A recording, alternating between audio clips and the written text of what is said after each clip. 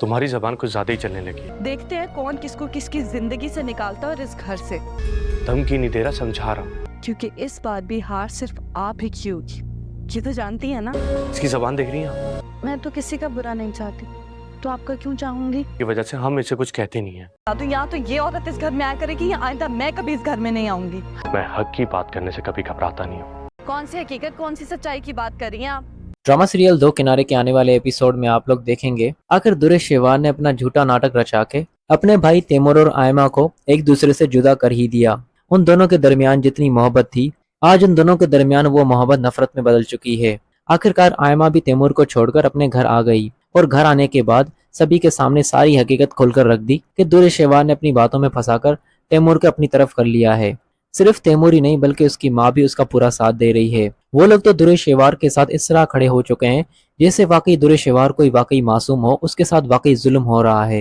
ये बात सुनने के बाद वलिद को काफी हैरानी होगी कि आखिर दुरेश शेवार कितनी चालाक लड़की है और किस कदर उसने मेरी बहन का घर बर्बाद कर दिया। यहाँ पर ये बात वलिद से बर्दाश्त नहीं होगी। वलिद को अपनी बहन को इस तरह देखकर काफी दुख होगा, क्योंकि उसकी बहन कभी भी इस तरह वलिद के पास उससे मिलने नहीं आई। लेकिन इस दफा जिस तरह आयमा वलिद के घर आई है, आयमा को इस तरह देखकर वलिद को काफी दुख हुआ है, क्योंकि इन सब में आयमा का कोई भी कसूर नहीं था।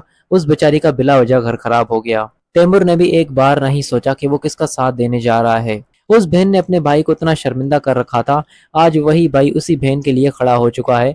यहाँ तक कि तैमूर ने अपनी बीवी आयमा के बारे में भी एक बार नहीं सोचा। आखिर दोस्तों दुरेश शेवार केस की तैयारी भी कर चुकी है। आखिर इस केस में उसका साथ देने के लिए वकील तो उसके पास है ही है। यहाँ पर तैमूर भी उसके साथ खड़ा हो चुका है। वहीं पर वलिद भी मौजूद होगा। दुरेश शेवार वलिद से कहेगी, आपके पास अभी भी वक्त है, मैं चाहती हूँ कि आपकी ज्यादा बेइज्जती ना हो, चुपचाप से दुआ मेरे हवाले कर दें, वरना अगर केस शुरू हो गया तो आपकी बहुत बदनामी होगी और सिर्फ आपसे मैं दुआ ही नहीं लूंगी बल्कि आपकी तलाक भी करवा कर छोड़ूंगी। लेकिन वलिद भी अपनी तरफ से पूरी कोशिश करेगा, वो भी आखिरी हद तक जाएगा अपनी बेटी को बचाने के लिए। वलिद भी अब दुरेश शेवार का लिहाज नहीं करेगा, क्योंकि अब तक उसने दुरेश शेवार का बहुत लिहाज कर लिया, लेकिन अब वो अपनी बेटी की खातिर दुरेश शेवार से लड़ेगा और अपनी बेटी की कस्टडी को बचाने के लिए आखिरी हद तक लड़ेगा। जो वकील दुरेश शेवार ने अपनी बेटी के लिए हायर किया है, उसी वकील को शहीन ने भी निकाहनामा बदलने के लिए भी कहा था। बदकिस्मती के साथ वो वकील दुरेश शेवार को भी सब कुछ बता देता है कि शहीन ने भी मुझे आप दोनों के दरमियान जो शर्त वाली बात तय हुई थी कि अगर आपको शहीर छोड़ देगा तो शहीर का जो कुछ भी है वो सब कुछ आपका होगा। ये बात निकाहनामे से हटाने के लिए शहीन ने मुझे बहुत पैसे दिए हैं। ये बात अब दुरेश शेवार को तो पता चल गई।